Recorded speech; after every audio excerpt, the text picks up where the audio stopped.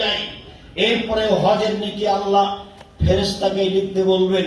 আল্লাহ নবী বলেন, কেউ যদি আল্লাহর ভয়ে কাঁদে তাহলে তার জাহান্নামে যাওয়া ওইরকমই অসম্ভব। গাভীর বান থেকে চাপ দিয়ে দুধ বের করে ভিতরে ঢোকানো যেমন অসম্ভব, গাভীর বান থেকে দুধ বের করে ভিতরে ঢোকানো যেমন অসম্ভব, আল্লাহর ভয়ে কাঁদেছে তার জাহান্নামে যাওয়া তেমনি অসম্ভব। এরপরও দিন রাত কান্নাকাটি করে নেকি আল্লাহ নিজে হাতে দিবেন না, ফেরেশতাকে লিখতে বলবেন। রাসূল সাল্লাল্লাহু আলাইহি ওয়াসাল্লাম বলেন, লাইসা শাইউন আহাব্বা ইলাল আকরাম ইলাল্লাহি মিনাদ দুআ। চাওয়া কাজটা আল্লাহর কাছে সবচেয়ে প্রিয়। আল্লাহ সিলেট শহর একটা বাড়ির ব্যবস্থা করে দাও, এই কথাটা আল্লাহর কাছে সবচেয়ে প্রিয়। আল্লাহ আমি বিপদে পড়েছি, উদ্ধার করে দাও। আল্লাহ তুমি আমার ছেলে মেয়েটাকে ভালো উচ্চ শিক্ষিত করো, এই কথাটা আল্লাহর কাছে সবচেয়ে প্রিয়।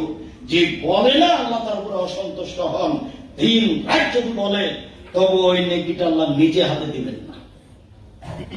ফেরেশতাকে লিখতে বলবেন।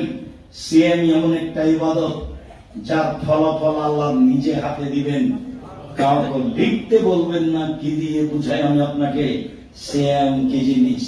আজকের আলোচনা নফল সিয়াম।